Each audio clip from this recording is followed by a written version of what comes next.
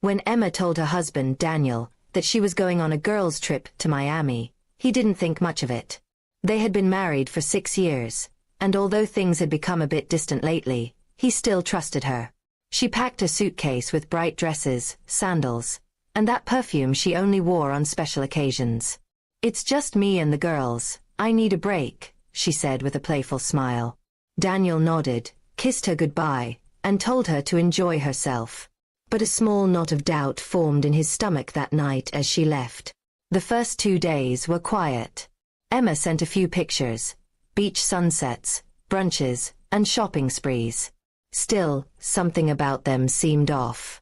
The backgrounds were different in every photo, but none of her friends appeared in them. When Daniel asked to see a group picture, she said her friends didn't like taking photos. That was strange. Her best friend, Chloe, was always the first to post selfies online. By the 4th day, Emma's messages became shorter, sometimes hours apart. She claimed her phone battery was dying or she was out exploring.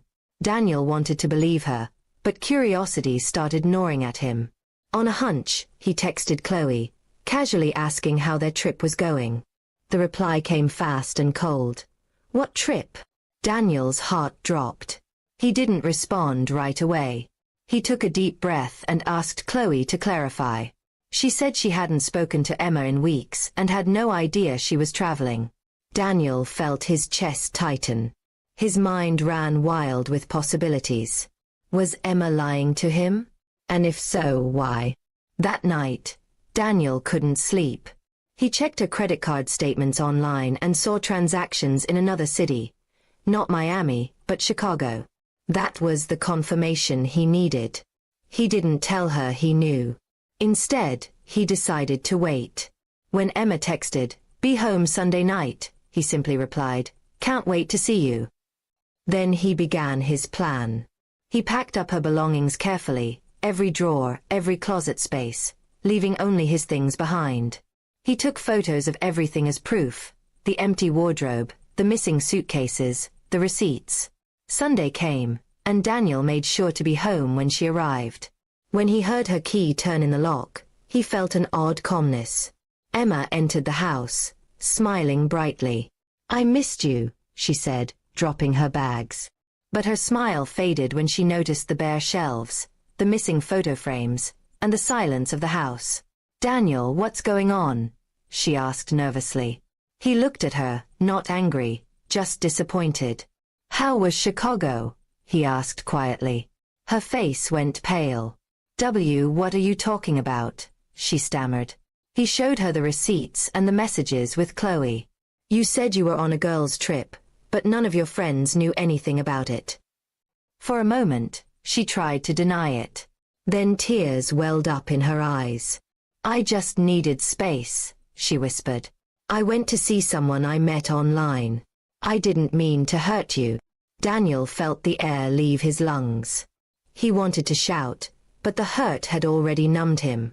"You didn't just hurt me," he said. "You ended us." She begged him to forgive her, promising it was a mistake and that nothing serious happened. But Daniel had already made up his mind. He handed her an envelope, divorce papers he had prepared while she was away. "You'll find your things at your sister's house," he said. "I hope you find whatever it was you were looking for." Emma stood frozen, tears streaming down her face as Daniel walked out. She looked around the empty home that once held laughter, memories, and love. Now, it was just walls echoing her regret.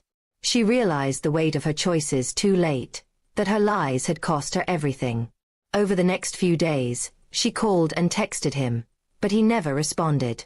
He had blocked her number and moved to a new apartment across town. Friends tried to comfort her, but nothing dulled the sting of losing the man who once loved her without question. Months later, Emma saw Daniel again at a cafe by chance. He was smiling, talking to a woman she didn't recognize. He looked peaceful, lighter. She wanted to go over to say sorry again, but stopped herself. She realized that while he had moved on, she was still trapped in the moment she chose to lie. That girl's trip had cost her not only her marriage but also the man who had believed in her when no one else did. And as she walked away that day, she finally understood the meaning of the shock she'd received. The painful realization that trust, once broken, can never truly be rebuilt.